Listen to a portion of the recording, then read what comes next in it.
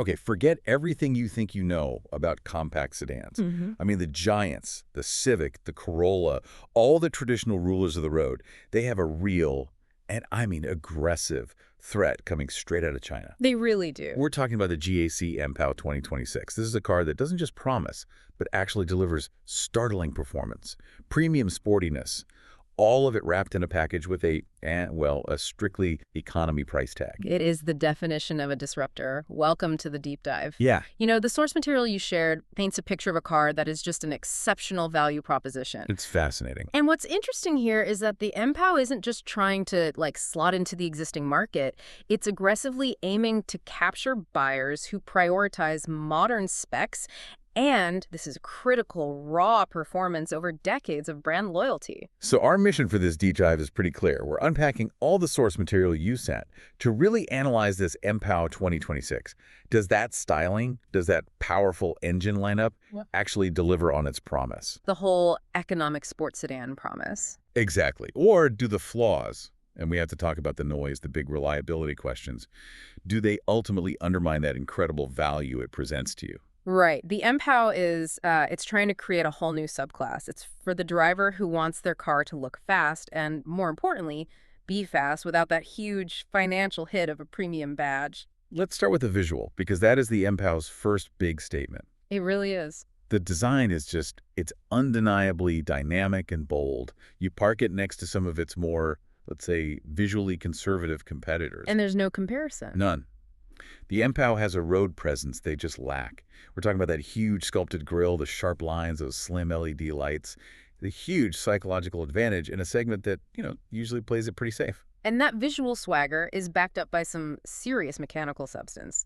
Specifically, two very distinct engine options that give the Empow this kind of dual personality. So it's not just one car. No, they basically designed a practical daily driver and a pocket rocket all in one platform.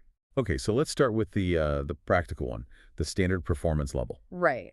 And even the base model is, it's far from slow. It comes with a 1.5-liter turbo GDI engine. GDI, that's gasoline direct injection. Exactly. Maximizing efficiency and power. And it's generating a very strong 170 horsepower and 270 newton meters of torque. And for anyone less familiar, 270 newton meters, that's the twisting power, right? That's a huge number for an engine this size. It's a massive number. So what kind of gearbox did they pair with that? It uses a 7-speed wet dual clutch transmission, a DCT, and the wet part here is really crucial. Why is that? It just means the clutch plates are cooled by oil, which helps them reliably handle all that torque, especially during hard acceleration. Which is what this car is built for. It is, and that's why this whole setup delivers a really excellent 0 to 100 kilometers per hour time of around 6.9 seconds. Wow, for the base model. For the base model. And you still get great fuel efficiency, around 14 to 16 kilometers per liter. It's a near-perfect balance of excitement and economy. But this is where it gets really interesting, and where the Empow truly just blows up the whole conversation. The sport version. The sport or the R version. Yeah, that's the one for the real driving enthusiast. And it's a completely different machine. It has a much stronger 2.0-liter turbine engine that pushes out a massive 265 horsepower and 400 newton meters of torque. 400? 400. And they pair this with a sophisticated, widely respected Aisin 8-speed automatic. This car just flies. It hits 100 kilometers an hour in just 5.7 seconds, and it tops out at 250. That is performance you usually see on cars costing tens of thousands more. Easily. And that performance leads us right to the biggest selling point, which has to be the value. Oh, absolutely. I mean, when you compare that power to the price, the numbers are they're almost unbelievable. The sources say it starts from about $18,000 U.S. equivalent. That $18,000 number is the headline, for sure. But the context is what makes it feel less like a car and more like a math problem that works in your favor. The sources gave specific regional prices. So in Saudi Arabia, you're looking at 92,000 to about 104,000 SAR. In the UAE, it starts from 79,900 AED. And even in Egypt, across 3 different grades, it's between 1,080,000 and 1,340,000 EGP. Okay, let's put that in perspective for you listening. Mm-hmm. You said the 2.0-liter R version has 265 horsepower. Right. And sources suggest that fully loaded, that R version is probably in the $22,000 to $24,000 range. Okay. To get 265 horsepower in a similar car, say a high-spec Civic Si, or a performance Mazda 3, you are easily spending $10,000, maybe $15,000 more. Just for the badge. Just for that legacy badge premium. When you factor in the horsepower and the tech, the Empow is offering a staggering amount of car for the money. All right, shifting gears, let's move inside, because all that exterior style and performance, it wouldn't mean much if a cabin felt cheap. No, it would fall apart there. And the sources really emphasize this modern, luxurious, driver-centric cabin. And it absolutely delivers on that. It uses soft-touch materials, high-quality trim. Some reviews even noted the adjustable ambient lighting, which gives it that luxury feel. The design is very driver-centric. Everything is tilted toward the person behind the wheel. Reinforcing that sporty identity. Exactly. Even when you're just stuck in traffic. But the Achilles heel for cars like this, economy cars trying to go premium, is often the tech, the digital integration. Does the infotainment system feel laggy or cheap? Not at all, actually. They didn't cut corners here. Standard on most trims is a big 10.25-inch central touchscreen. Or even dual screens on the higher trims, right? Dual connected screens, yeah.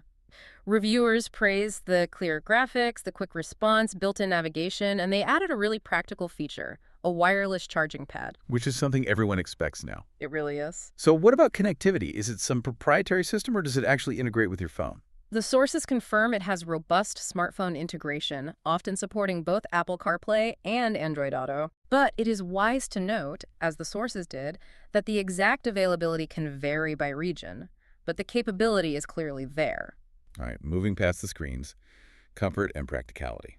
Those are non-negotiable for a sedan. For sure. The seats are sport design, so they have excellent side support, which you definitely appreciate when you're actually using the car's handling.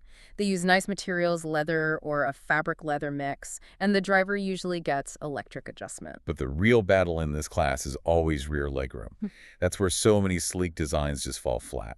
And this is where the Empow excels, actually, because of its physical size. It has a really long wheelbase, 2,736 millimeters. And that number translates directly into spacious and comfortable rear legroom. It's a key feature for daily use.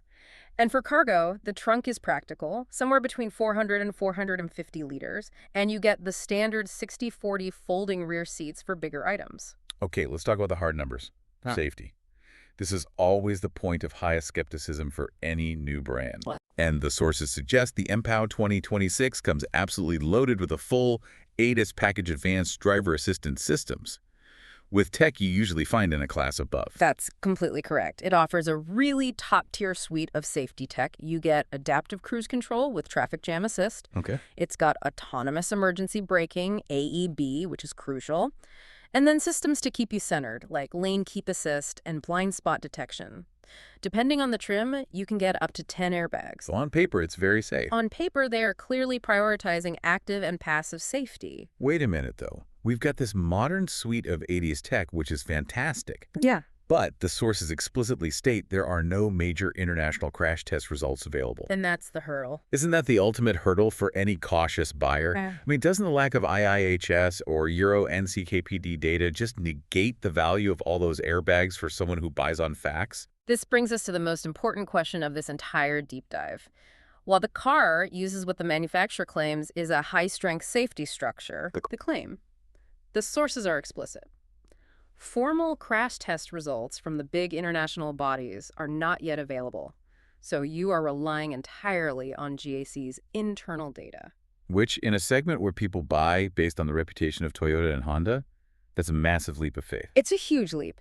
That unproven factor is arguably the single greatest thing holding back sales outside of their home markets. So, if that reliability concern is the massive elephant in the room, what is the manufacturer doing to counter that? They're backing it up with a very strong, very competitive warranty. The standard is a substantial 5 years or 150,000 kilometers, whichever comes first. That's pretty good. And this is key.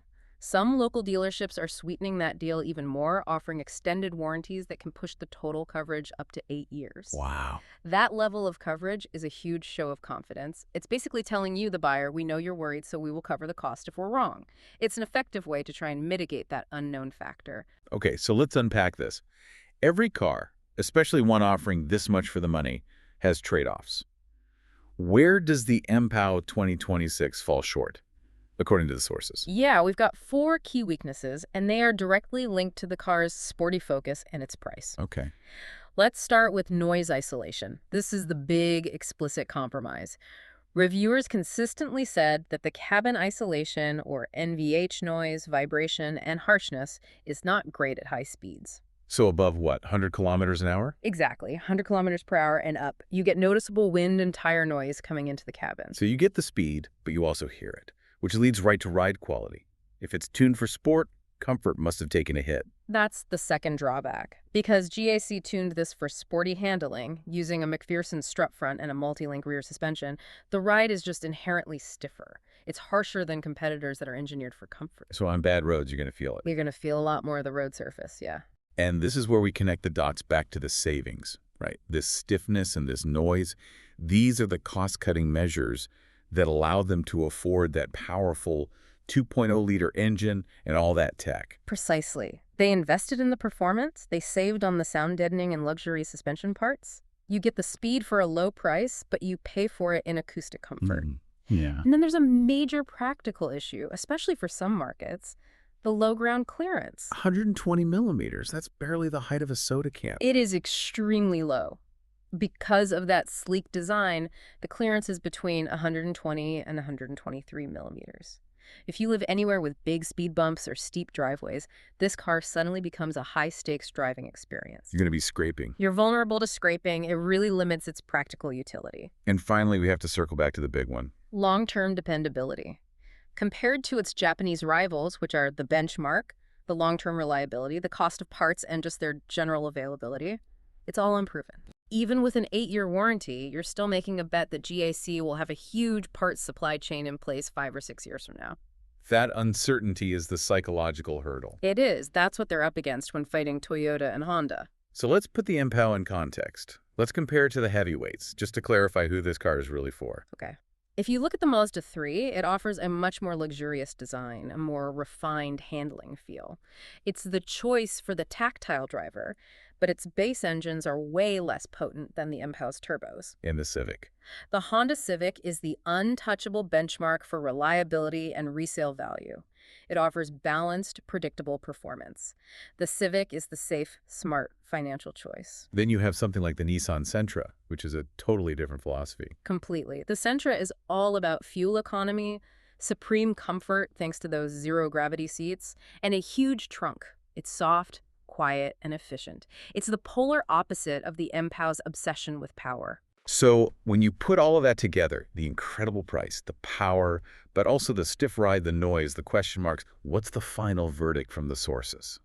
Despite all those trade-offs, the overall rating is a very strong 8.5 out of 10. The sources basically crown it the best economic sports sedan in its class. Wow. It's an undeniable value monster. It's perfect for, say, a young professional who prioritizes the spec sheet win. They want the power and the screens now, and they're willing to gamble on the long-term costs that a traditional Civic buyer would never even consider. That seems like a really comprehensive take. The core takeaway for you, the listener, is pretty clear. The GAC Empow 2026 offers phenomenal, class-leading performance, especially that 2.0-liter, and modern tech for an unbeatable price. But the cost of that value is a noticeable compromise on long-term peace of mind and, crucially, high-speed acoustic comfort. You get the speed of a premium car, but maybe the ride quality of an economy one. And if we connect this to the bigger picture, the Empow really signifies this acceleration of Chinese automakers directly challenging global segments. They're not just competing on price anymore. No. They are winning on actual performance metrics and tech specs. And this raises a really important question for every legacy manufacturer and every person buying a car. Which is? When is superior technical specification and just sheer value enough to fundamentally outweigh decades of proven, predictable brand reliability? A question that time and millions of kilometers on the road will truly answer. Thank you for sharing these sources for our deep dive into the GAC Empow 2026.